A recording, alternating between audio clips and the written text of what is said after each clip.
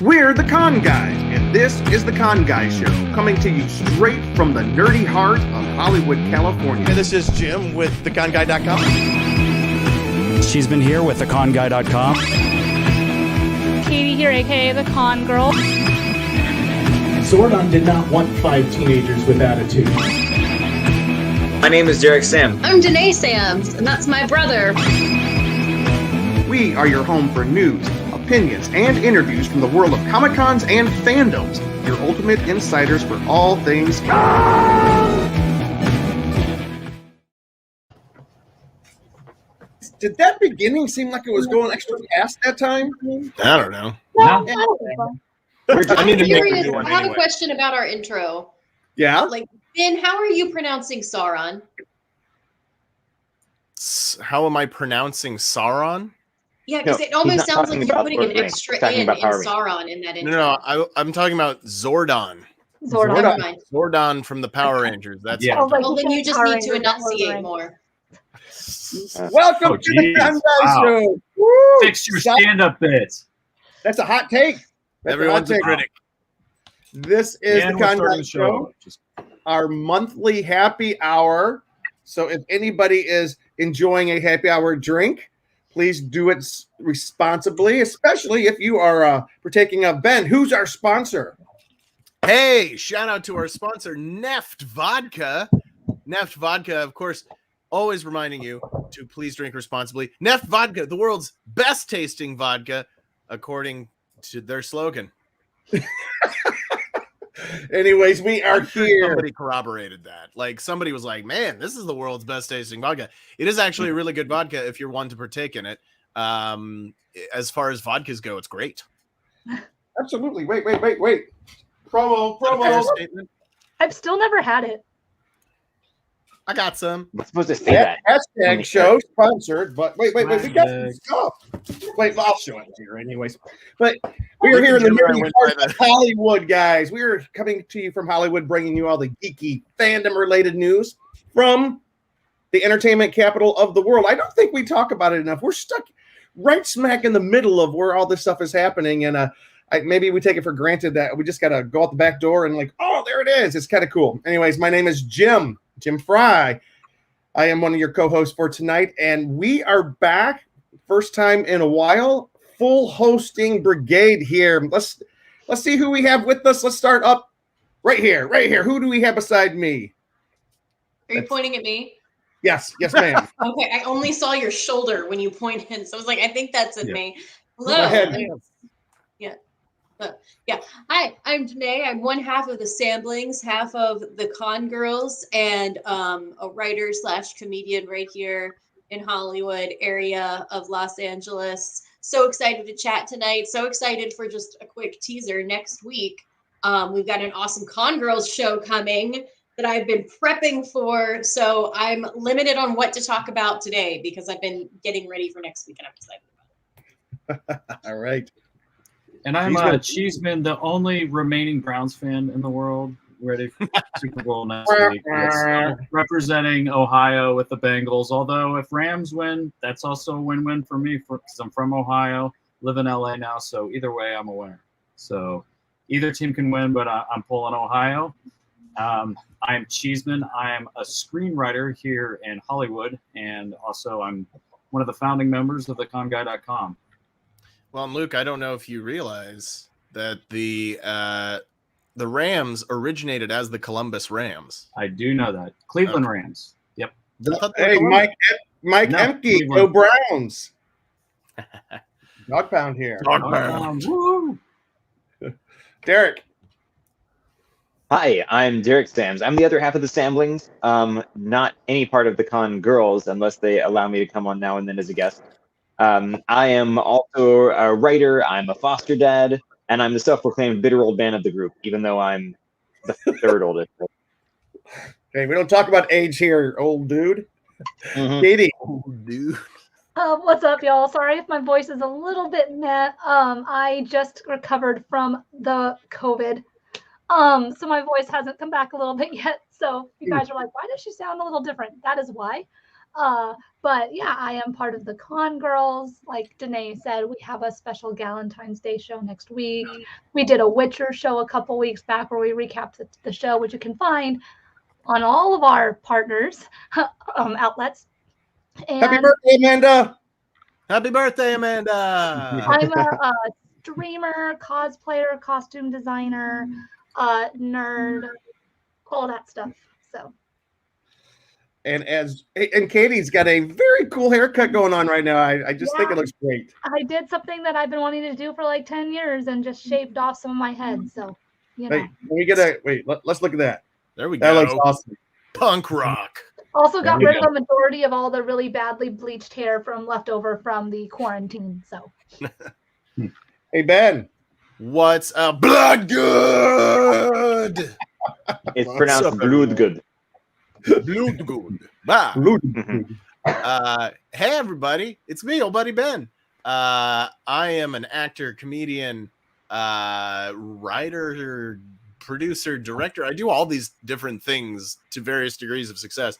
And I'm also a regular contributor here with the Con Guy. And I'm so excited to be back. I'm glad we're having a hostful. And I did I want to announce I stand corrected. I had to look it up myself just to make sure, but they were the Cleveland Rams. I don't know why I thought they were the Columbus Rams. I think the Clippers were the Columbus Clippers. True. Before they moved to San Diego. I think that's what it is. And Columbus Clippers still, I think, because of my Von Miller. There, yeah, that's fair. Yeah, man. Are you guys talking about the sport with the oblong shaped ball? I hate you. The pigskin. the pigskin game. Have you noticed it's become a reverse thing? Now the nerds are like bullying the jocks, and they're like, "Oh, which sport is that?" Yep. Are you guys talking about men's football? Yes, I remember though one of my favorite Super Bowl parties.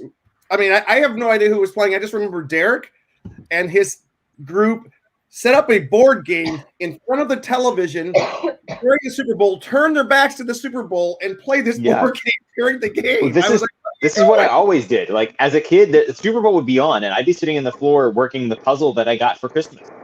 That was back when the Super Bowl was in January. You know, I mean, it was the way I would entertain myself. And then all of a sudden, people would just jump up and yell, and it would mess up my concentration on the puzzle I was working on. Very rude. You must be a Browns fan as well. I would always go to the movies because there's nobody there. For all the sports ball fans, obviously I'm not a football fan, but I do like some sports. But I gotta tell you, and this is just a PSA, and it shouldn't have to be said, but I'm going to. If you're buying food for your big day, watch party, which hopefully your watch parties are probably a little bit, hit or miss right now. You don't want to, everybody feels has their own level of safety. Don't steal someone else's credit card numbers and use that to buy all your food, because that happened to me a few years ago. What? I woke up on Monday morning after Super Bowl Sunday and was like, why are there $800 worth of food, like fast food, charged to my card? So, that's my Super Bowl memory. So PSA, don't steal. Hey, Katie, I would like to give one more shout out to, do we have it here? To the Con Girls. The Con Girls they've kind of launched their own show this year. And do you guys have a special show coming up next week, right? We do. Danae and I have to still figure, we have to have like a little FaceTime or something where we can actually discuss what exactly the plan is, because there's a lot of ideas going about here. But we're just going to have fun for Valentine's Day as a bunch of single ladies. We are going to have a Valentine's Day show online for anybody who maybe doesn't have plans on Valentine's Day or wants to distract their brain on Valentine's Day, whatever it may be, or you just want to hang out with us while we are absolutely ridiculous. We'll be doing a show next Monday with my roommate as well, Emily, live, and it's going to be fun. There's probably going to be some murder show talk. There's going to be celebrity Valentines that we're going to create and read off on the air. So you definitely don't want to miss it. It'll be at 8 o'clock.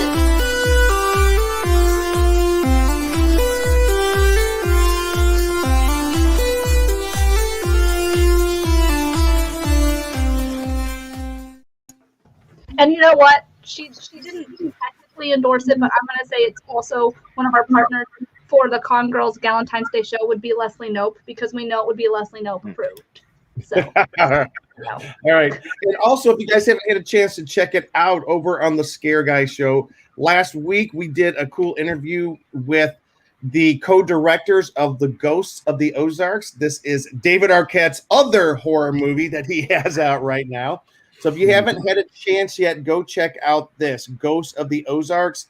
It's a really interesting. It's an interesting take. It's an old Gothic horror movie. Is it Gothic? American Gothic, set in the Reconstruction of America after the Civil War. It's just really cool, really cool. All right, we're gonna jump. We got a lot to talk about tonight because we do. What we're doing is this week we're taking a bite. Not a bike. We're taking a bike. We're taking a bite out of all the news and events and things that have been coming out, because a lot's happening right now. A lot of announcements have been made. A lot of shows are coming out. You know, we've conventions coming up, but everyone here is excited to share what they are excited about. So what we're going to do, we're going to go around the horn. All the hosts are here. They're going to tell us what they are excited about. And if you are watching and if you want to contribute, let us know what you're excited about. I'm sure we can find something to talk about there as well. All right. Who wants to go first? There's so much going on. Who wants to go first? How about the male half of the Samblings? Derek. Somehow I knew I was going to get chosen. Yeah, so I've got a couple things to talk about. I thought I would take some time to talk about what's trending in Trek and Tolkien.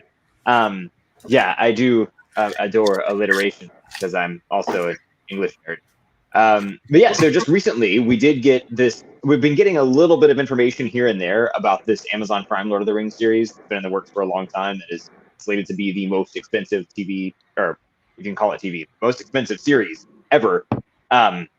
Because it's streaming instead of like a broadcast sort of thing that we used to have. Anyway, there's been all this different buzz, different rumors and things, and we did finally get some more information, and we got that cool logo intro thing a couple weeks ago, and I think it was just this week, just in the last few days, we started getting this. We got 23 images released. They sort of look like posters. Yeah, there are a couple of them. And this is all we've got. Like, we don't have the names of the characters. We've got like kind of a bit of torso where you can see some costuming. You've got a person's hands holding some really cool, some kind of prop. So it's just clues about these characters. And what's really fun is to get on places like the OneRing.net and see all the speculation. And that one right there with the broken sword, I read the most amazing comment about it, because this was on the OneRing.net. One of their commenters said, "It's a black sword, but the broken Gurthang was buried with Turin at Kabed and Amras. The Anglikel version merely became dulled after Beleg died. Turin had it reforged in Nargothrond, but it wasn't broken. That's a puzzle. Or could it be Angrist?"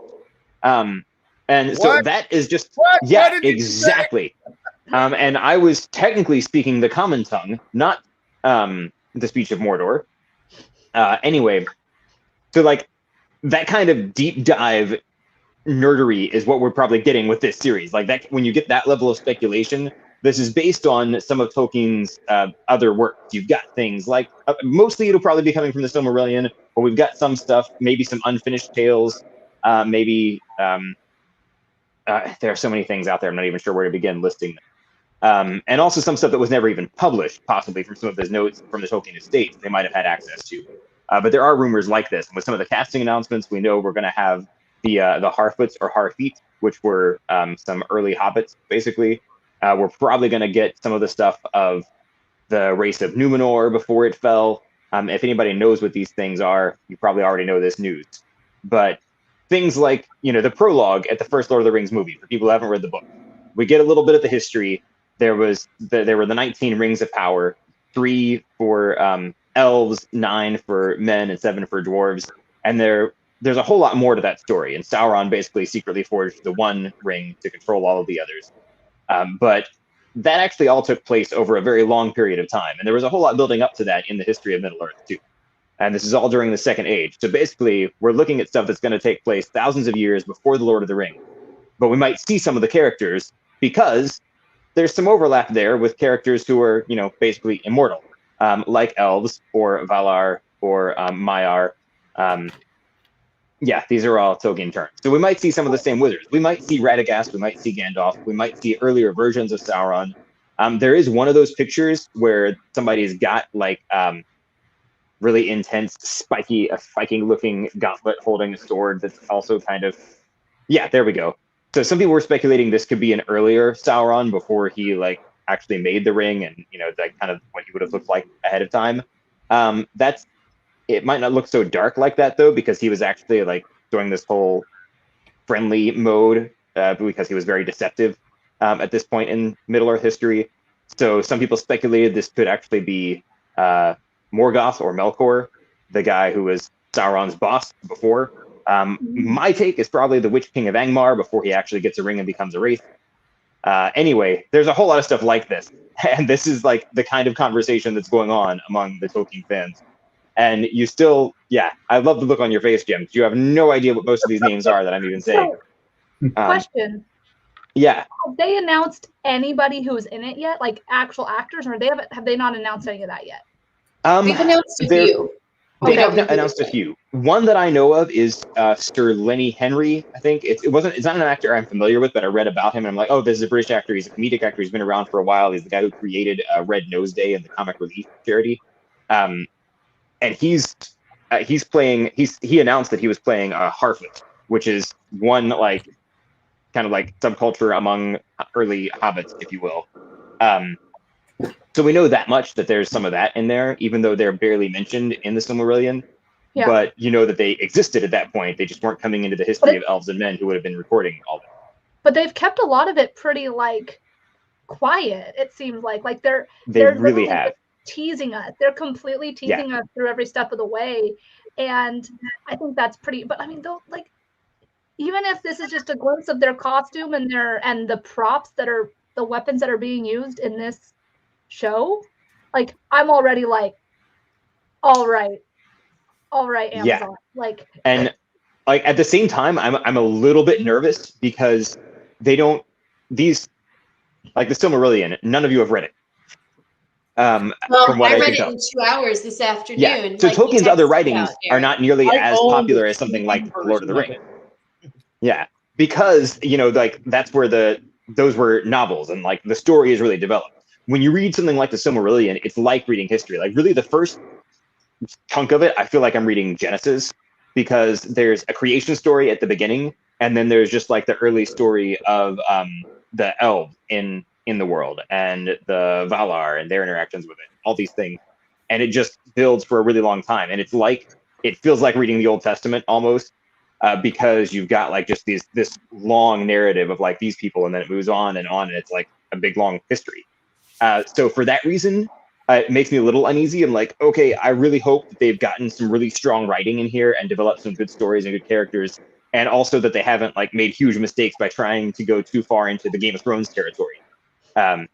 Because like there was that news that came out a while back about them having an intimacy coordinator on set, and like there was a lot of some backlash among fans because like Lord of the Rings is very, I mean, it might be hard to say family friendly because it's very violent, but Tolkien did not write sex scenes in his work.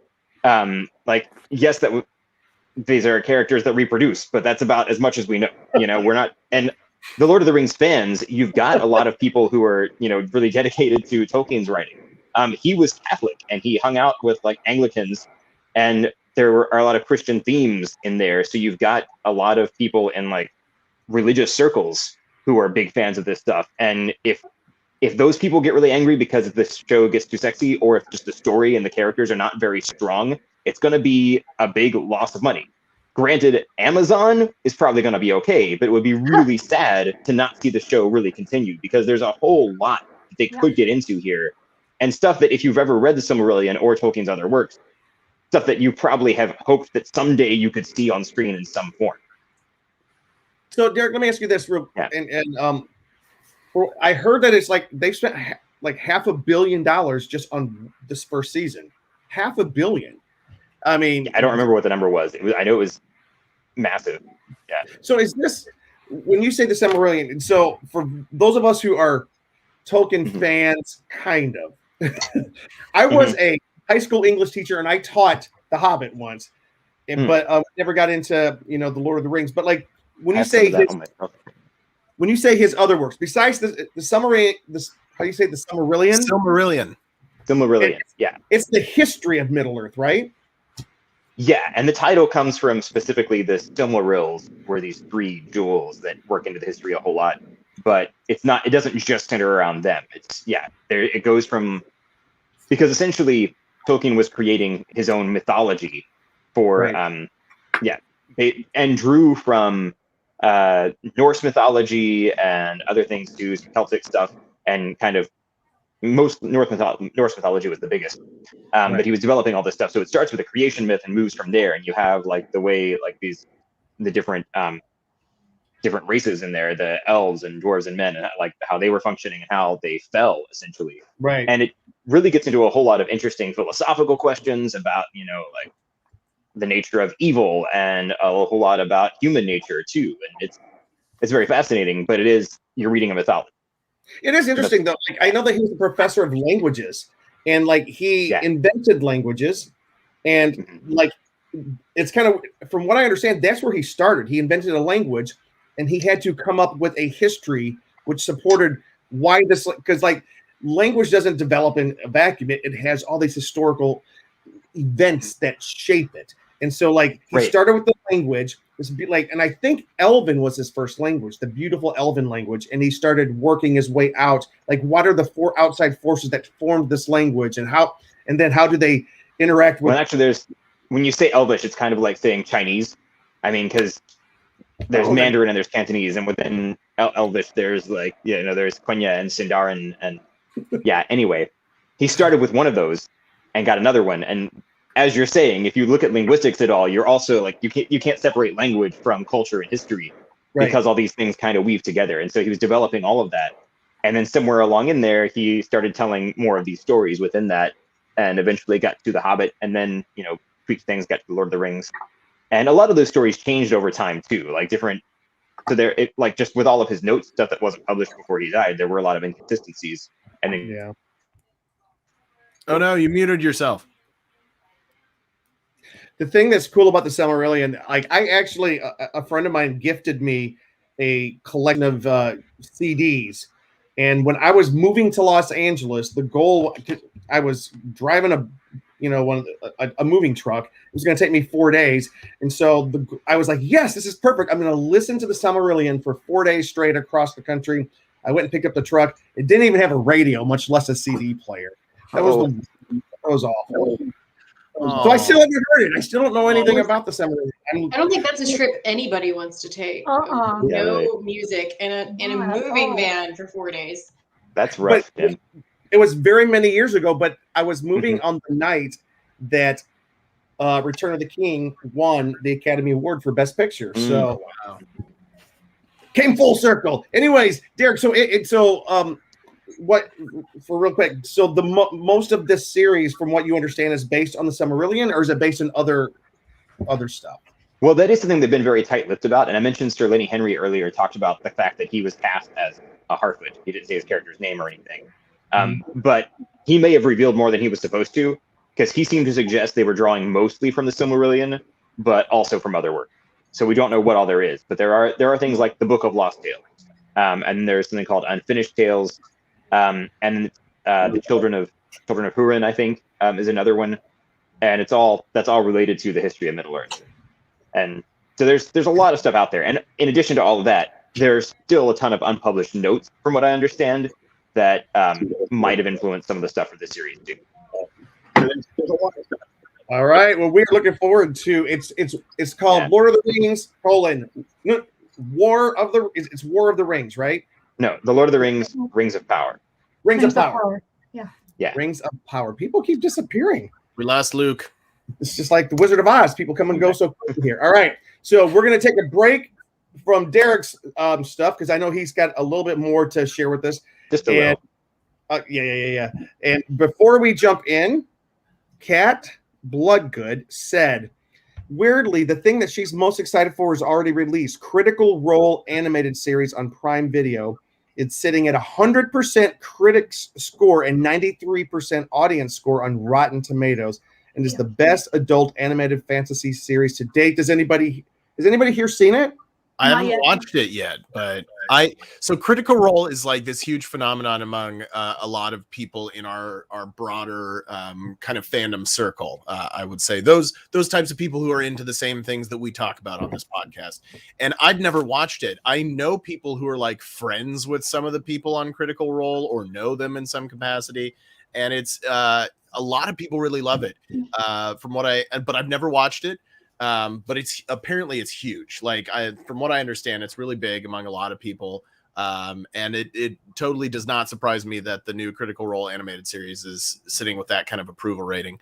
It's largely Dungeons and Dragons based, and that's something that I'm just getting into. I've played a few games of D&D, and I really liked it, but I have a ways to go before I really can get into it, but I like it a lot. That's cool. Jonathan Wilkinson, Derek wants you to know that he loves the hoodie. Thanks, Jonathan. That's very cool. There's that real chainmail. And we do have go ahead. No. We do have a comment from somebody, which is a perfect segue into our next segment. Mike Emke. By the way, I always want to remind everybody, Mike Emke, he is okay, it's not working. Okay, Mike Emke, he is our friend from down in Florida. He starts at the Galactic Star Cruiser tomorrow at the Walt Disney World Resort. He is a sound engineer, so that's very, very cool. Mike Emke is also one of the principals of We Be Geeks, the We Be Geek network of podcasts, of which we are a part. So we are so thankful to have Mike Emke here. And Mike Emke, the Con Girls here, they are brand new to the We Be Geeks, and hopefully will have their own series on there soon. All right. So wait, just go off what Derek was just saying. Jonathan said that he's ready for the new Lord of the Rings game on PS5. That's cool. I didn't know there was one. All right, but the reason I've seen a little about it. Mike Emke at Galactic Star Cruiser, all things Star Wars. I'm not really sure because people haven't really previewed what they're going to talk about tonight. But Ben, are you talking Star Wars at all? Maybe. It'd be so cool if you did. I guess I can. So Star Wars. What is that?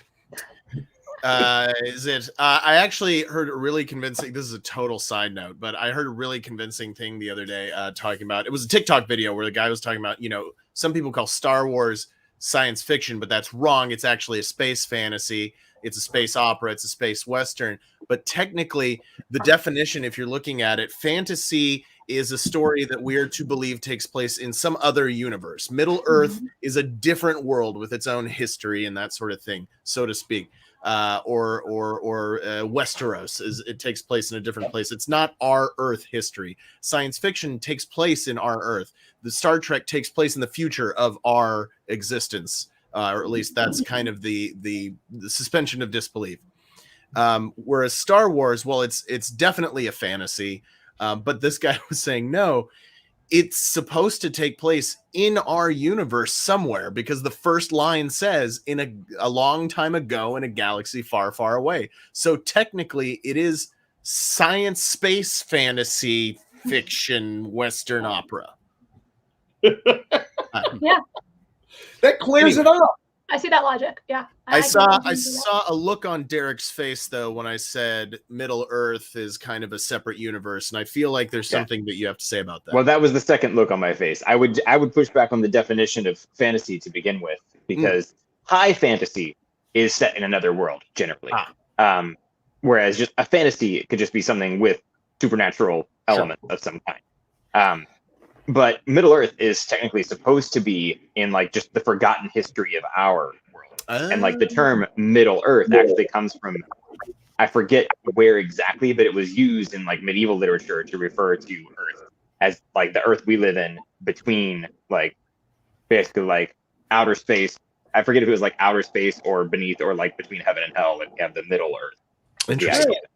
I've never heard that fantasy has to take place on another Earth. Like I've never heard that as a definition for it, because I'm like, not another Earth.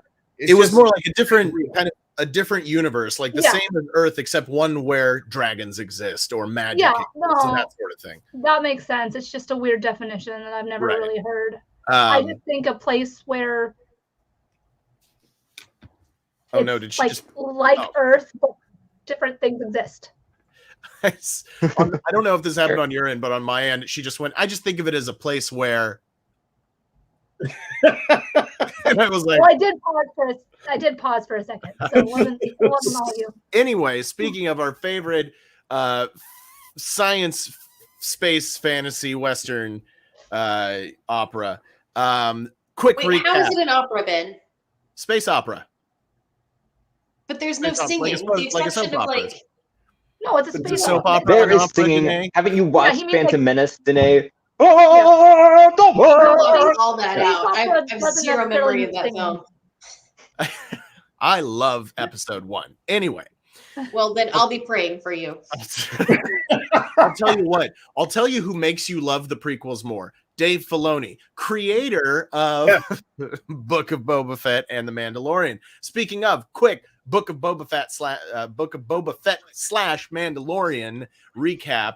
Of course, those of you who are following along, we've all realized the last 2 episodes of the Book of Boba Fett were basically a couple of episodes of The Mandalorian season 2.5, which is great. I kind of see Book of Boba Fett, even though Boba Fett is this great character that's been around for decades, The Mandalorian is a much newer character. Book of Boba Fett as a series is a spinoff, basically, of The Mandalorian. So it makes sense that The Mandalorian would come in and have a storyline in Book of Boba Fett. For me, that's just my opinion. I am HO. That being said, we had some great stuff in this week's episode. We had the return of Luke Skywalker. We had a lot of Luke Skywalker and Grogu building the new Jedi Temple. Of course, that temple we saw in flashbacks in the new trilogy, burning to the ground. And hold. Spoiler warning. All right, keep going. No, spoiler alert. If they haven't seen if you're watching this show, 5 days after it aired. And of course, the Luke Skywalker appearance was actually done by, and I can't remember the name of the actor, but the Luke Skywalker body double with, of course, a deep fake CGI face. And they also did a deep fake audio for Luke Skywalker's voice. Mark Hamill did not record the dialogue for that episode. It was actually digitally recreated from hours upon hours of clean recordings from Mark Hamill in the late 70s and early 80s. They basically did that, but Mark Hamill did do some contributions to the episode. But I feel like it's worth noting that that's how far technology has come. We can now have young Luke Skywalker saying whatever the heck we want him to say, and it has terrifying ramifications for the rest of our lives. That is terrifying. It is. It's absolutely terrifying. It's great for movies. It's terrifying for everything else. We also had a huge reveal in this episode with the return of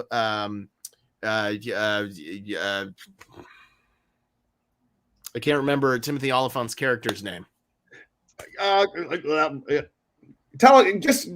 good enough. Anyway, Timothy Oliphant came back, and then we leaned into that thing that Dave Filoni loves to do, which is turning Star Wars into a Western, which I'm all about because I love it. And he brought back one of the best characters from the Clone Wars cartoon series and Rebels, Cad Bane, the blue-faced Cad Bane. Look at him. Oh, he looks great. And let me tell you what. So nobody hates Star Wars more than Star Wars fans. And it's terrible. But it's true. The thing is, I love Star Wars, and I'm a big fan of that meme of Mr. Incredible being like, Star Wars is Star Wars. You know, I love it. Give me more. Give me more spin-offs. Give me more Book of Boba Fett. Give me more Mandalorian. Give me more characters from the Clone Wars like Bo-Katan and Ahsoka Tano and Cad Bane now coming in. People were like, oh, Cad Bane doesn't look right. He doesn't look like he did in Clone Wars. Nobody looks like they did in Clone Wars. That was a highly stylized animation style. Like that does not translate into reality. He would look like a scarecrow that wandered off from his field if you made him look like he did in the cartoon series. I thought it was great. just the mechanics of the face. I think it was makeup on an actor. I'm not sure if it was a combination of practical and CGI. It was great. I loved it. I thought his appearance was great, and I'm super stoked for this week's episode because I would imagine we're going to see more Cad Bane.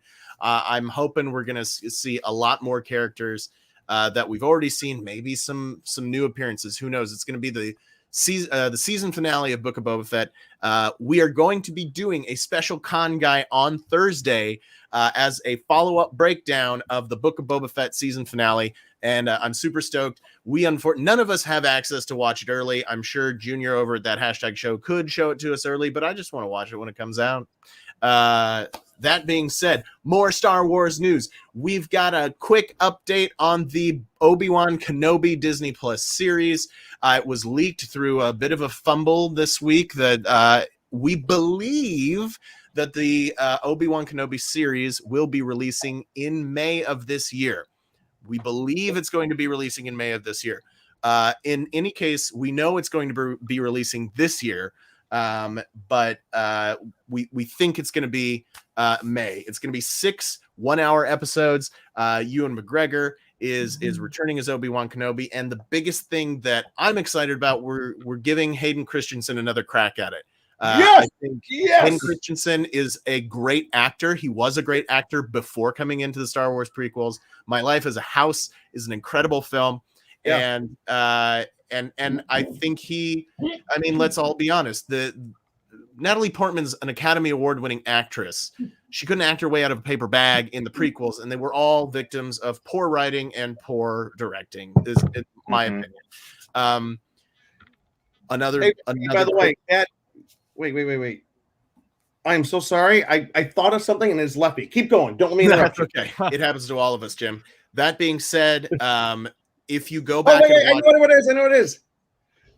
Disney Plus is releasing all their series now on Wednesdays. If it comes in May, there's a certain Wednesday that it would be perfect to release on. May the 4th. I already looked at it. I already knew May the 4th was on a Wednesday, and I was like, everything else has been coming out on Wednesdays, so you heard it here, kids. Serendipity. So that's what we're thinking. May the 4th, 2022, probably going to be the release date of Obi-Wan Kenobi.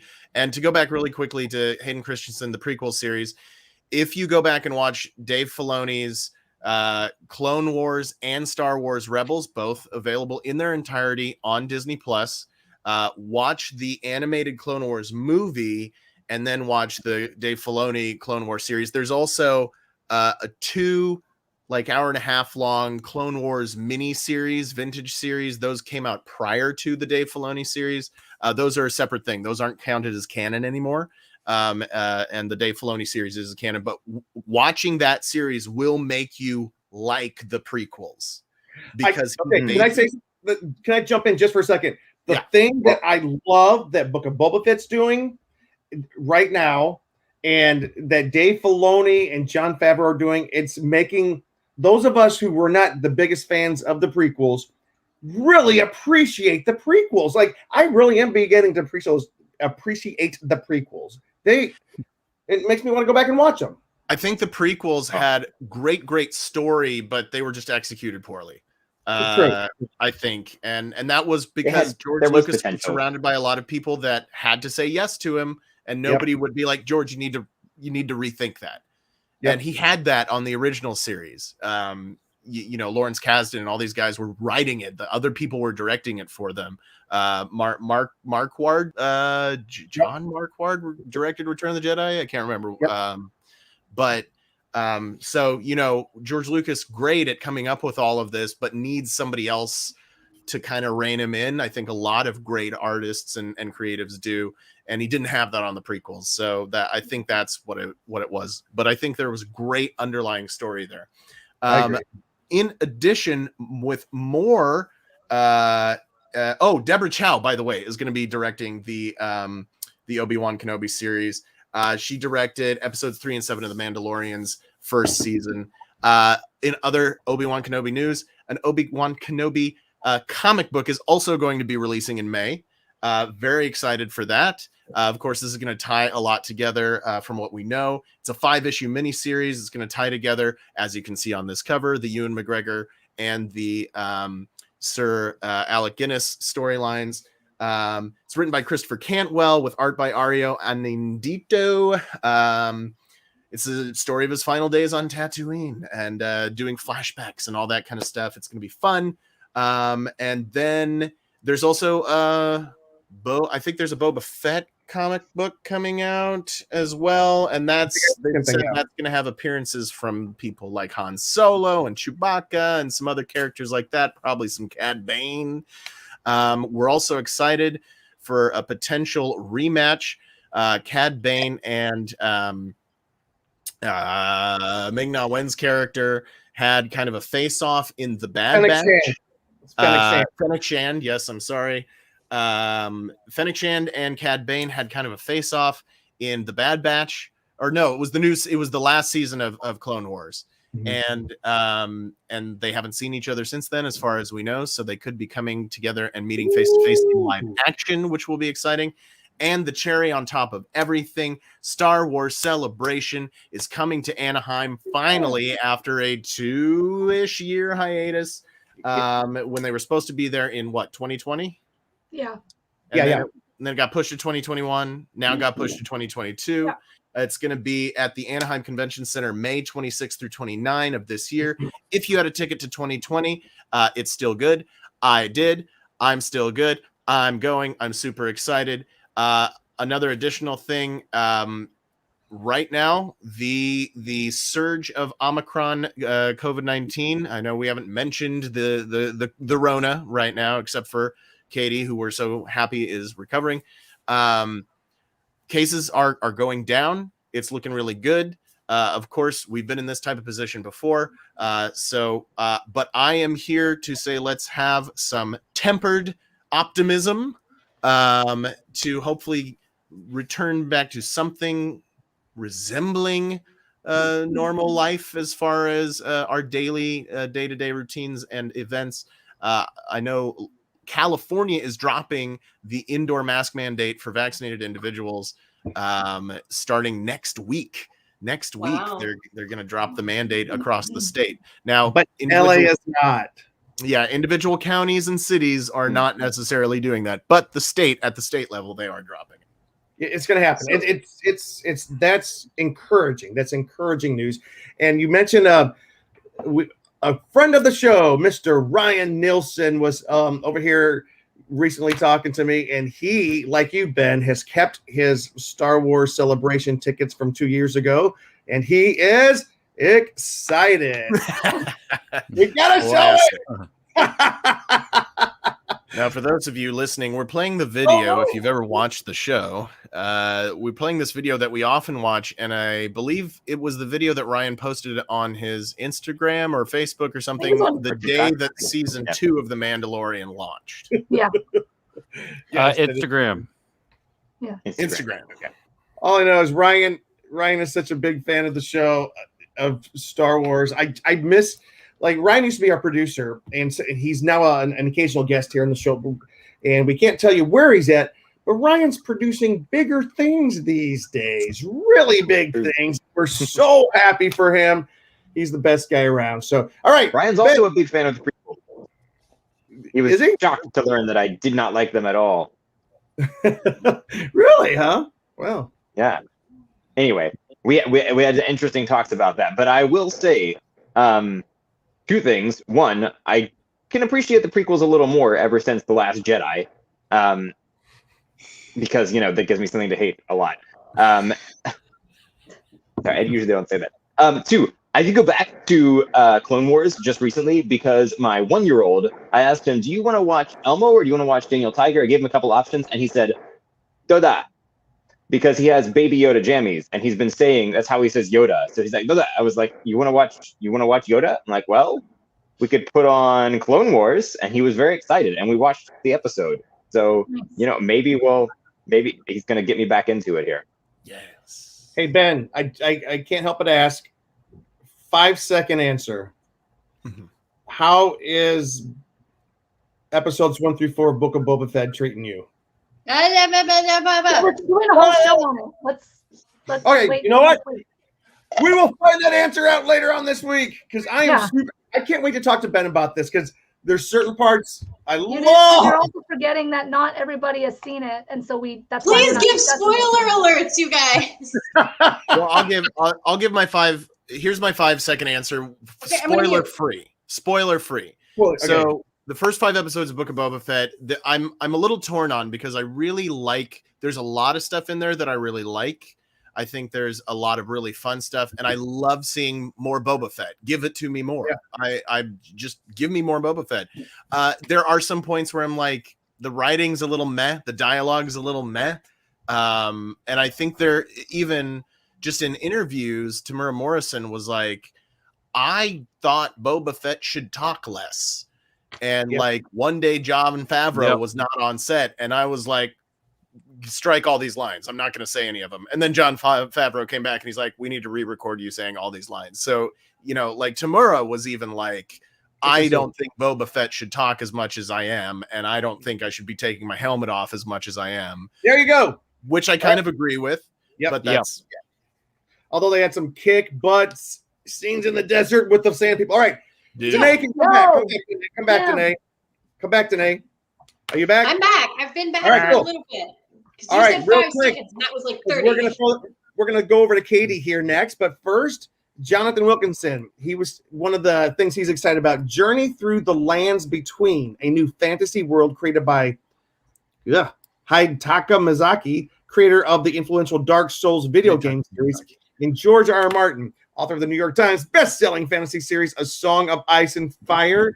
This is the game he's been working. I've seen that like about earlier. Do you know about it, Katie? I think I've heard about a little bit of it. I give you effort for an A for trying to say that name. It wasn't right, but it's okay.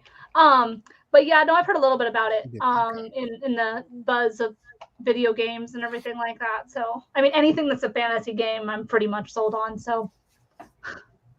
Thank you for giving me credit. Like Katie, if you can pronounce it better, because I know that culturally you are more equipped for this than I am. I believe it's Hidetaka Miyazaki. Okay, so you've cool. got the yaw in there. Cool. Yeah. Katie is our resident gamer, so I always love. And I some people have been like, where's he at? Where's George R. R. Martin? Why can't he finish the series? Because he's making a video game. That's why. He's doing everything but finishing. Because he's the ultimate troll. He knows everybody wants it, and so he's not giving it to them. All right, Katie, what kind of news or fandoms are you excited about right now? Sorry, pardon me, guys. I'm going to take a sip of water real quick. Okay. My throat. Sorry. No, it's understandable. Remember, Katie's just getting over being sick, so I'm just so glad she's here tonight. So I'm talking a little bit about one of the things that I forget about, and then I literally will binge watch like all of them at once, and that is all of the true crime murder shows on Netflix. I'll forget about them, and then I'll be like, oh, why is my Netflix telling me there's 8 things I need to watch? It's because and usually when I'm sick, that is what I watch. I watch true crime and murder shows. I don't know why. It is what I do. But me and my roommate we did not finish it. We watched the first 3 episodes of Murderville. And everybody here can tell you that I've been talking about it in our group chat before it came out. And I'm sure Ben has things to say about it too, because sorry guys, because it is right up Ben's alley. Like literally when I'm watching it, I'm like, okay, this is Ben's type of show. But it is a comedy. There's 6 episodes. They are all, I believe they're only a half hour, and the main actor is Will Arnett, which some people like, some people don't. He's actually perfectly great in this show, though.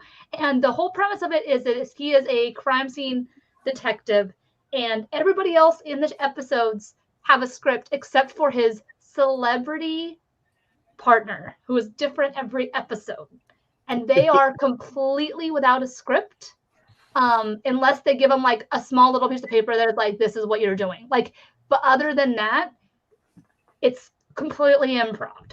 Katie, I just watched the episode with Conan O'Brien, and I could not stop laughing. I love so the funny thing about it is, for those of you who haven't watched it, I'm not going to spoil it, but at the end of it, they do ask the celebrity guest, like, who did it? Like, who done it? and they have to try to figure out who did it based off of what they've seen on the show. It is really an amazing concept. But you have to remember that it is a very specific type of comedy. It's not meant to be this really well written, really well, like it's improv essentially. Even though everybody else is not doing improv, some of what they say is going to be reflective off of what the improv actor says. It is ridiculous. It's meant to make fun of these whodunit type shows. That is its premise. I watched the first 3. I'm not a big fan of Conan, but it was hysterical. There's one line that Emily and I literally lost it and are still quoting it. And I don't know who saw it. Did you guys all see it? I did. Has anyone else watched it? Ben, you have? Yeah. Okay, I'm gonna quote it. I promise it won't spoil anything today. But there's one episode. There's one thing, and it's the first episode is talking about a magician, and Spoiler guard. they're like, "You're sawing me in half, Keith. You're sawing me in half," and they're like, "Well, the safe word was stop," and she didn't say it. Then both Conan and Will Arnett are like, "I mean, she didn't say stop," and Emily and I are just laughing because we're like, literally as soon as they said, "Keith, you're sawing me in half," I'm like, "Well, she didn't say the safe word," like. So they're just dying. Like it's just one of those shows that you're like, you have to like dry humor too. Like if you don't like dry humor, you're not going to enjoy it. Well, one of my favorite lines was when Conan O'Brien was just riffing and talking about how bullies used to beat him up as a kid, and he's like, and now all those bullies are senators, and they're like who? And he goes, Dianne Feinstein. Of all people. Also, I'm like she was the head bully. Totally gonna butcher his name, but the actor from Eternals, who's in episode 3. Not Camille. What is it? Female. Oh, Kumail Nanjiani. Thank you. Yeah. Kumail Nanjiani. Oh yeah. Hysterical. That episode is fantastic. So there's 6 episodes. Emily and I still have 3 more to watch. I know we have to watch the episode with Sharon Stone and the episode with Ken Jeong, and I forgot the last one, but Annie Murphy. No, Annie Murphy does one. Here's the thing, though. My friend tweeted this. He said, "Season 2 lineup. All I want is Ben Schwartz. 6 episodes of Ben Schwartz." And I was like, "Yes, please. I just need Ben Schwartz on at least 1 episode, but I'd be okay with multiple episodes of Ben Schwartz." So it's fun. If you want something mindless that you want to watch it. Second one, and I'll make it fast because I know we've gone long so far. I watched in its entirety today. I literally watched it, the whole thing, and it was 4 hours total. And I don't want to mess up the title, so I'm opening my phone to make sure I don't mess it up. I know what it is. Is The Woman in the House Across the Street from the Girl in the Window.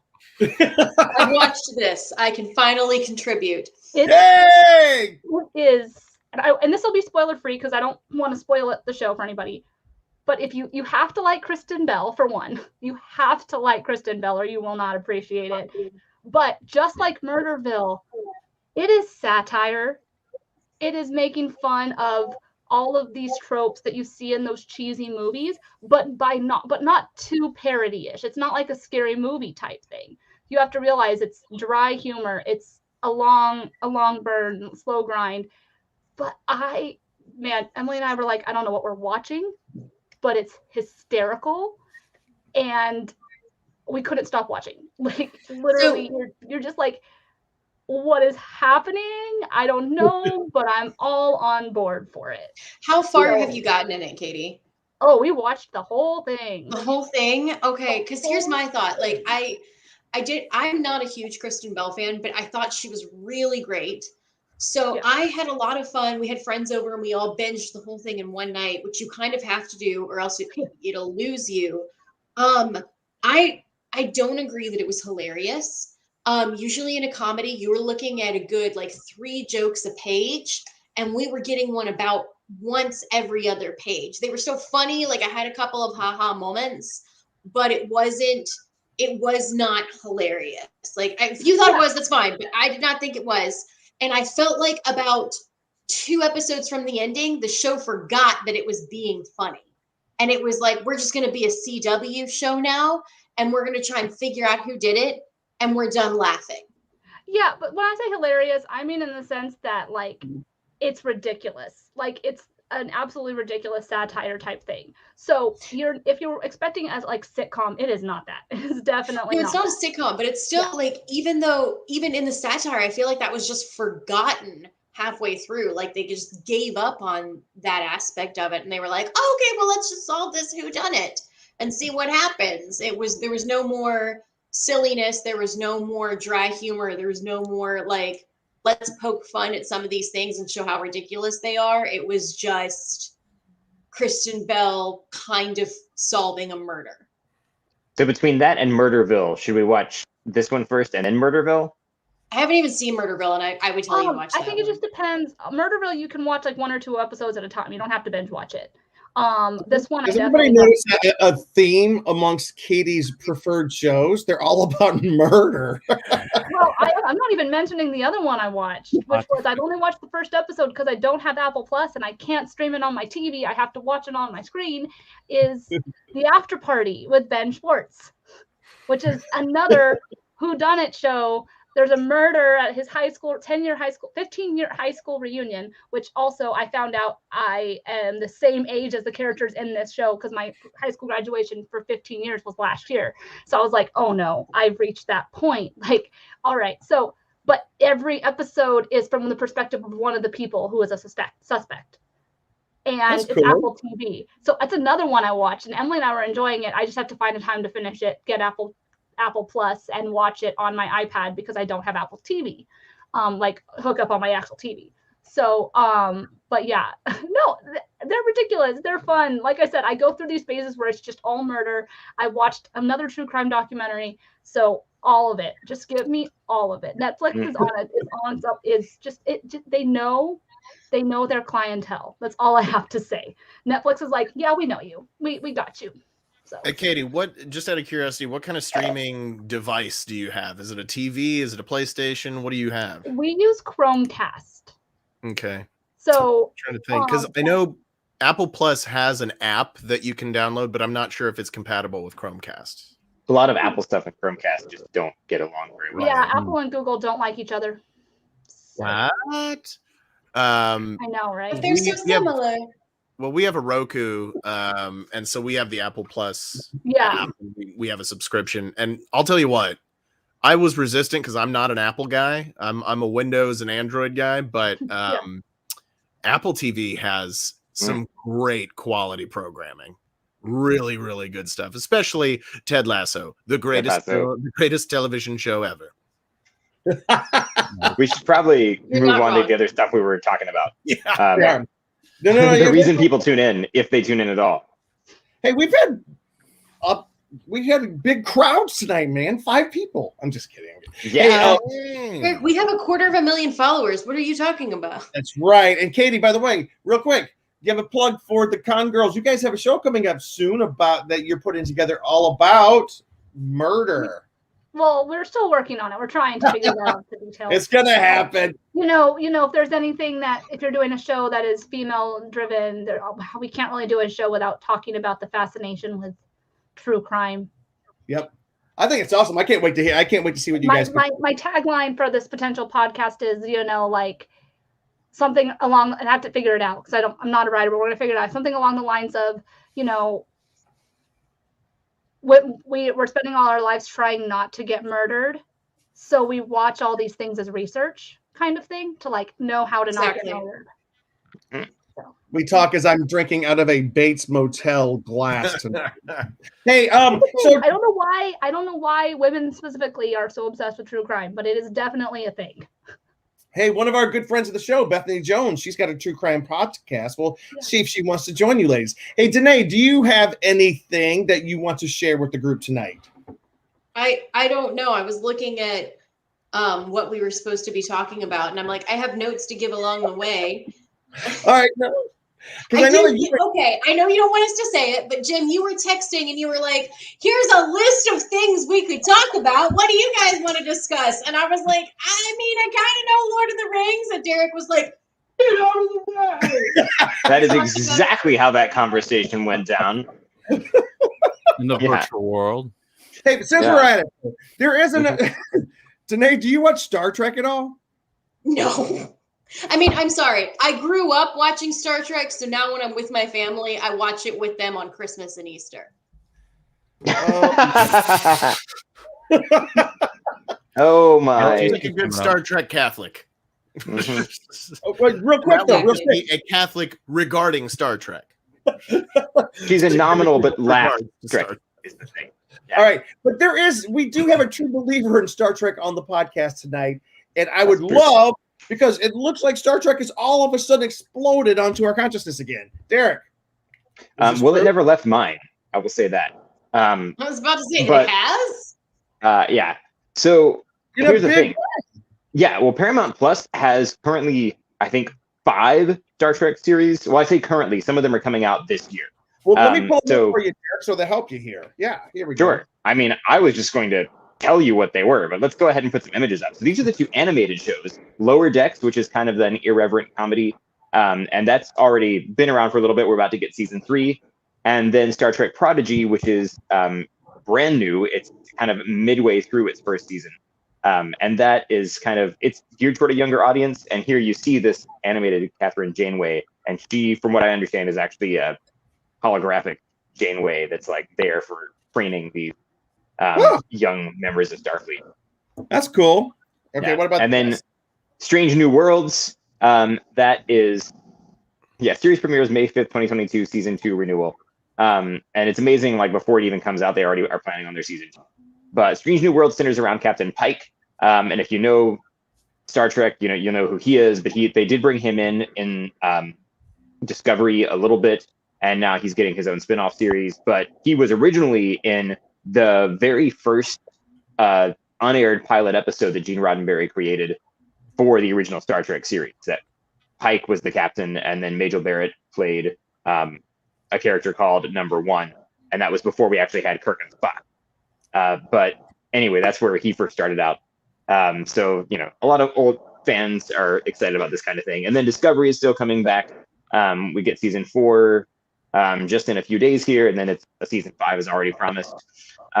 Picard is coming back around the corner. We're getting that for season 2. It's already been revealed that we're getting Q showing up again and Guinan. So I'm excited to see how they do that. But I mean, like, of all of these series, Picard is the one I'm into the most. He is my Starfleet captain. And then it's been announced that there are a couple of other series on the way. They won't be out this year, but Section 31, starring Michelle Yeoh, which is Section 31 is kind of like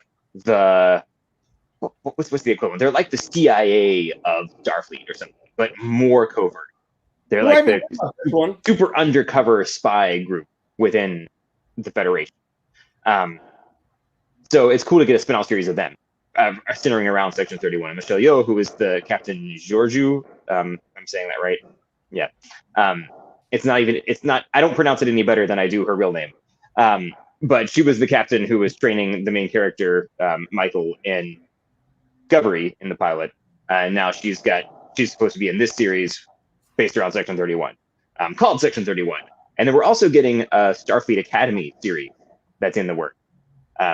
Allegedly, some of this is still getting pitched, and we got to see if like the producers can actually convince the Paramount Plus people to launch the shows, which probably they will, because they're kind of just making all the Star Trek they possibly can right now. But I've always wanted to see a Starfleet Academy series.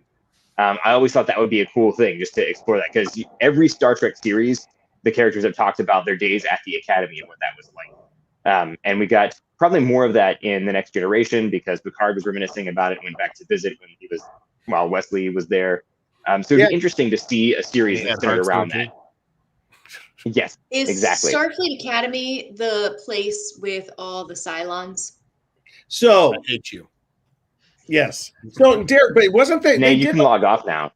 Didn't they do like a backdoor pilot of Starfleet Academy? Maybe not, but like there was one of the first officers on Voyager. He was in an episode where he was part of Starfleet Academy with Wesley, and some bad stuff happened. And I just remember It was the actor who played Tom Paris, and he's playing a different character. They recycle a lot of actors. In the 90s, they recycled a lot of actors between Next Generation, Deep Space Nine, and Voyager, and they played different characters. Yeah.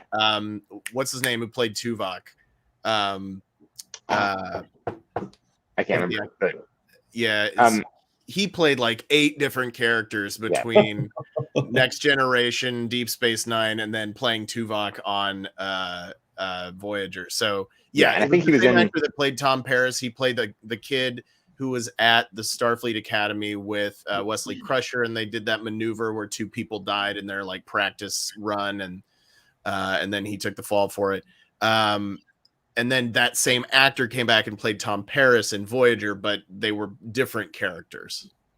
Thank you for refreshing my memory on that one. Yes. And then also James Cromwell, who played Zefram Cochrane in Star Trek First Contact. He played an alien once or twice. Yeah. But in heavy makeup. He played aliens sort of like 8 times. Yeah. There was a lot of that kind of thing. Yeah. Anyway, so there are 5 series right now, some of which are getting released this year, and then we've got 2 more potentially coming in the future. And 1 more. Oh, yes. Which some fans say the Orville is actually more Star Trek than the new Star Trek series. I'm glad to hear the Orville is coming back. I did enjoy it. Anyway, it's the rate. In some ways, the fans say it's more like traditional Star Trek because it's more episodic, and it's they go to one planet in an episode, and there's some thing going on, some kind of a mystery, or some challenge that they work through. It's more like Monster of the Week or procedural sci-fi mystery type thing, whereas the story structure of the new Star Trek series, they're much more serialized, the way a lot of TV is done these days. And so for fans of older Star Trek, there's kind of a draw to the Orville, because it's really a comedy. I mean, mostly a comedy, but it also is usually hour-long episodes, and it is hour-long episodes, and it's kind of takes itself a little more seriously, I guess, than it's not just a straight-up Star Trek. If that makes sense. All right. We're going to speed through this last part. I was just going to say, sorry, Jim, do you want me to do just a quick rundown of the rest of the topics we wanted to cover, and then you can cover the last one? Yes, except for Fight Club. Luke's grabbing that one. Okay, so I'll skip over that one. All right. Well, we don't talk about that. I love that we can only see Derek right now. Yeah. So I'm gonna. That's okay. I can run the show for now. All right. I'm gonna do a real quick cap of the rest of these topics that we were going to discuss at length tonight, but unfortunately, somehow we talked too long. That's never happened before. Amazon Studios is going to release a first teaser for the Lord of the Rings of Power TV series on Sunday, February 13 during the Super Bowl. Spider-Man No Way Home is passing Avatar. The original run of Avatar at the box office now ranks number 3 of all time, not adjusted for inflation. And awesome. Huh? That's awesome. Yes. Oh, sorry. No Way Home earned another $9.6 million over the weekend to finish Sunday with $749 million in ticket sales, less than 1 million shy of the $749.8 million grossed by James Cameron's Avatar in its original domestic run, not adjusted for inflation. Supernatural has a prequel series that's been announced. It's called The Winchesters. They don't ever die. And actually, Jensen Ackles, who played Dean, is going to be returning to be the narrator for the prequel series. How do you feel about that, Katie? We'll see. They've tried to do spinoffs before, but granted, this one is produced by Jensen and Daniel, so we'll see. I'm gonna wait to let the show speak for itself. Speaking of spinoffs, the Walking Dead series is getting a spinoff titled The Tales of the Walking Dead. It's going to be man, I just got tongue tied. I'm so sorry. Your second spinoff? It's going to be an anthology series that takes place in the Walking Dead universe. Each episode will focus on different stories happening in that world. It's been announced Terry Crews, Anthony Edwards, Parker Posey, Poppy Liu, Jillian Bell, and the cast as the cast of Tales of the Walking Dead. No announcement regarding the roles they'll be playing. He-Man live-action movie has now announced their leading man actor, West Side Story actor and star Kyle Allen is going to be the new version of He-Man, and he better, like Dolph Lundgren, better make an appearance. That's all I'm saying. Yes. Anyway, the one-line synopsis: an orphan named Adam discovers he's prince destined to be the savior of a faraway land and must quickly learn of his power and the importance of saving his true home from the evil forces. The new Olympics Jurassic World Dominion trailer. There's a tie-in trailer where they have Winter Olympians doing all their things, and then there are dinosaurs chasing them, and it's really cute and fun. And if you like Jurassic Park and the Olympics, like me, you thought it was fun and cute and had a lot of fun watching it. And we can end right there. That's it. That's it. Those dinosaurs are almost as scary as the communists. So. Like, hey, wait. The Walking Dead is really trying to continue to milk that franchise, though. Can we just say that? Like, I'm like, dude, y'all should just let the zombies die. Like, well, nothing personal. What else does AMC have right now? They have Walking Dead. I get that. Beyond the Walking Dead, the Tales of the Walking Dead. Daryl and Carol are doing a spin-off series at the end of the Walking Dead. Okay, but like, it's a little much. End of the Walking Dead. My point is, aside from here, and then when we mention Walking Dead, I do not hear anybody else still talking about The Walking Dead. Like, who still watches it? That's my point. So that's all. That's what I would also like to know. Except, I mean, if you're going to tell me Parker Posey is going to come kill zombies, I might be a little bit interested. Yeah. Okay. Harry Crews and Parker Posey. And it'll be hilarious and amazing. I mean, look at that Superman movie. It's the only good Superman movie because Parker Posey was in it. Yeah.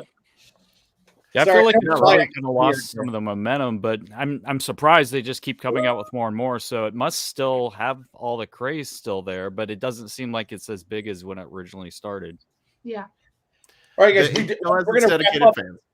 Okay, I would like for us as a group to do this year a retrospective on the many Walking Deads that are now Walking Dead. Really, it's meta of itself. It is a Walking Dead series. It is what it is. But is it Walking Deads or Walking's Dead? I don't know. All right, Cheeseman. Andy's rambling. All right, let's do this. Let's do this. Let's talk about the thing we don't talk about: Fight Club, which in China now was actually censored. So did you guys hear about this story? Speaking of communists. Yeah. So basically they went in and they added some text at the end of the movie to make it seem like Tyler and the boys all got captured, and then also that he ended up in an insane asylum, like that. You read at the end of the thing. I'm gonna read this thing that it says if I can get this pulled up. What happened to apparently they cut it after a certain point, but you're still seeing the flash coming through the window as the bombs are going off. Yep.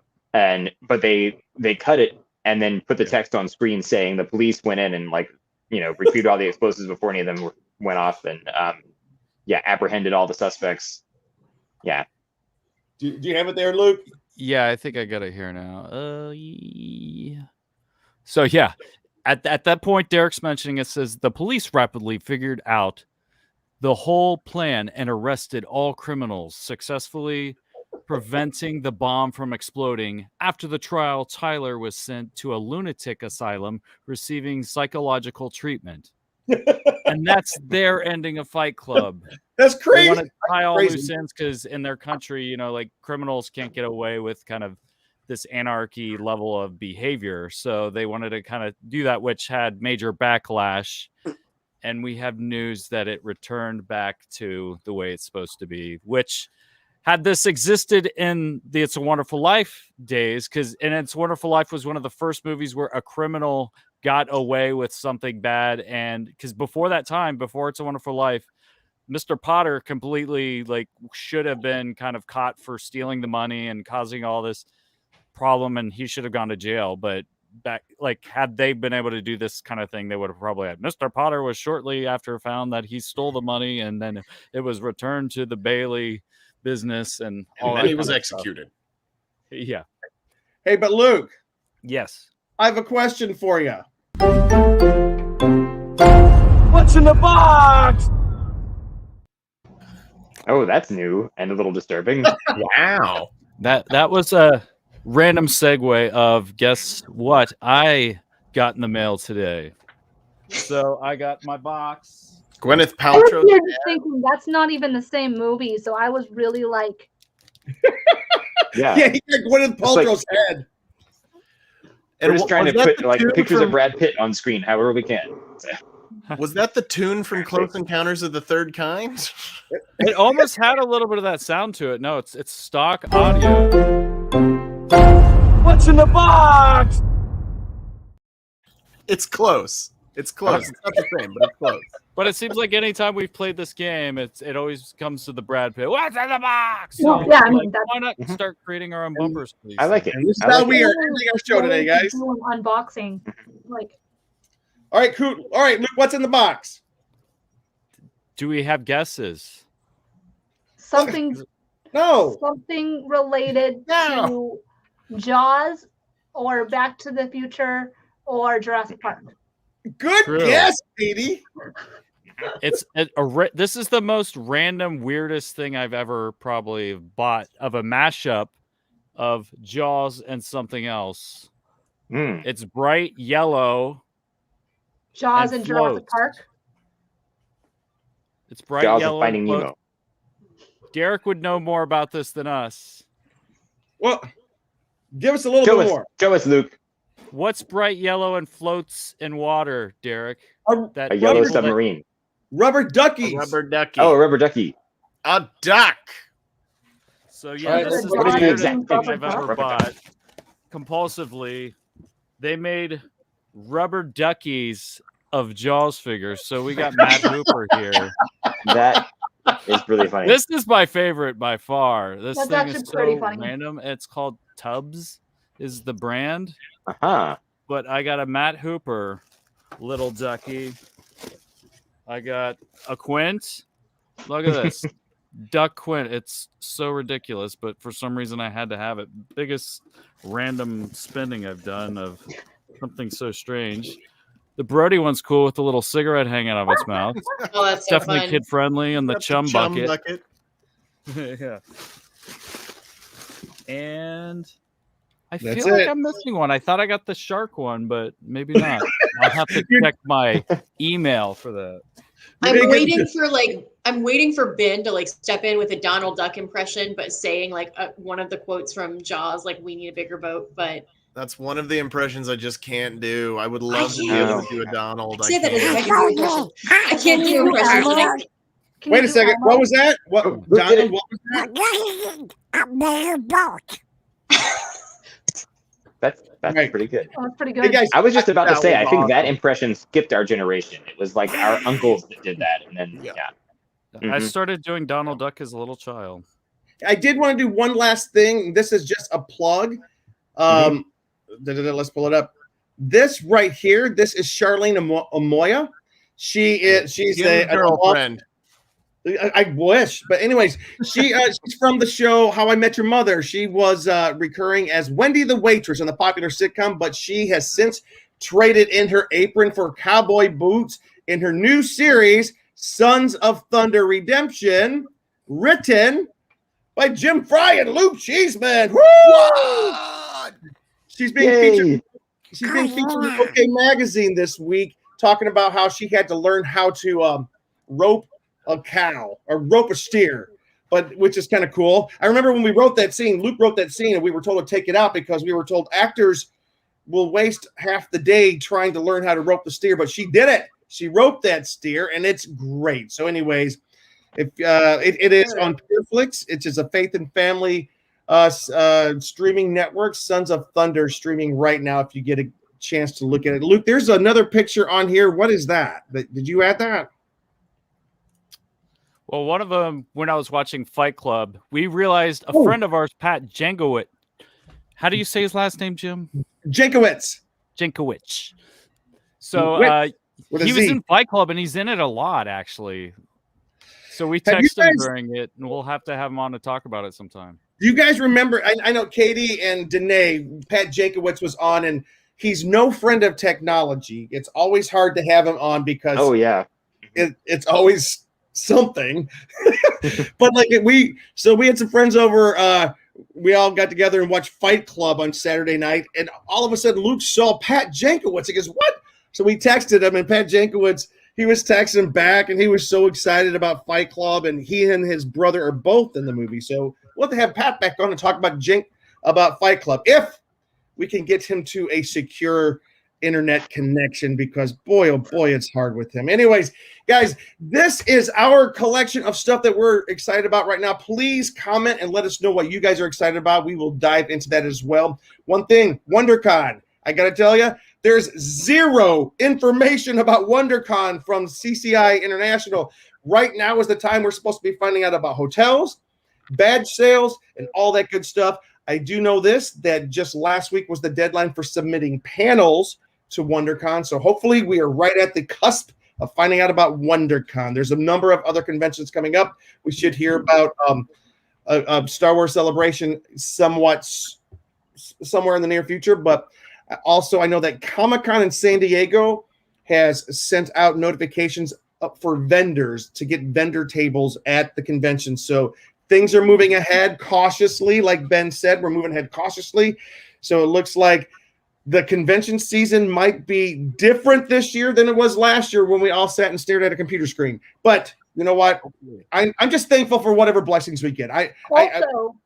Also, in 2 months from Wednesday, 2 months from Wednesday on April 9th, the Renaissance Pleasure Fair comes back to Southern California. Nice. Ben and I have been talking about this pretty regularly for the last couple months about how we missed it for 2 seasons and me trying to figure out my cosplays. We need to finally get these guys there with us. We're going. So that's another thing that we are looking forward to. And it's outside, so it's a little bit like easier to like be like, oh, I'll do this. Like it's outside. It's a little bit safer. But so excited that they haven't announced anything saying it's going to get canceled again. So we are very hopeful. Me and Ben are very hopeful. I think NorCal just had their Renaissance Fair. So I think it's, unless there's some crazy thing that happens, which knock on wood, it doesn't. I think we're guys are going on the road. Yeah. Woo! So really excited awesome about that. All right, everybody, thank you so much for tuning in tonight. This has been so much fun. We going through all the different fandoms and things that we're excited about right now. You can find me, Jim Fry, at James D. Fry on Instagram, Jim Fry LA on Twitter. Also, I just want to give a little tiny bitty shout out to my drink of choice tonight was from Paperback Brewery over in Glendale. And this little can I was drinking, this is not misogynistic. This is a funny can themed after paperback novels. Robot Strip Club. Robots just want to have fun. It's bizarre. It's so bizarre. All right, Danae, where can people find you? You can find me on Instagram at DNAYS, talking about books and writing. And yeah, let's have a great year, you guys. That's right. Cheeseman. You can find me on Instagram and Twitter at CheeseOnCouch and on theconguy.com. Derek. I'm occasionally on Twitter at ConGuyDerek and very often right here on theconguy.com. Katie? I am Katie, aka Katie Christine. You can find me on the Con Girls social medias. You can find me on all of my personals at KT_Christine across all social medias, TikTok, Twitch, all the whole shebang. Definitely too much on Twitter. So yeah. Also come see our show next Monday where we do Galentine's Day. So they'll still be same time, other channel. Ben. All right, and I'll close this out. Everyone, my name is Ben Cleaver. You can find me on all social media, which is only Twitter and Instagram at BENKLIEWER. Special thank you and shout out to that hashtag show, one of the many networks, but our main network, our main squeeze. And thank you to our sponsors, Nefft Vodka and Toink.com. And thank you to all of you who tuned in tonight live to watch us. Thank you to those of you who are watching this later or listening to the podcast on one of the many different outlets that you can hear us on. And a reminder, hopefully we're moving out of this thing, but please continue to be safe, care about other people, and be kind to each other. This is a time when we all just need a little bit of grace. From one human to another. So thank you so much for tuning in tonight. And remember, everyone, the reason I'm drinking out of this red cup is because whenever Ben Cleaver shows up, It's always a party. Good night. Thanks for listening to The Con Guy Show, the official program of theconguy.com.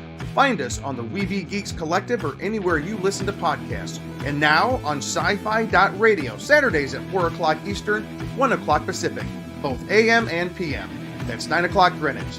It's sci-fi for your Wi-Fi.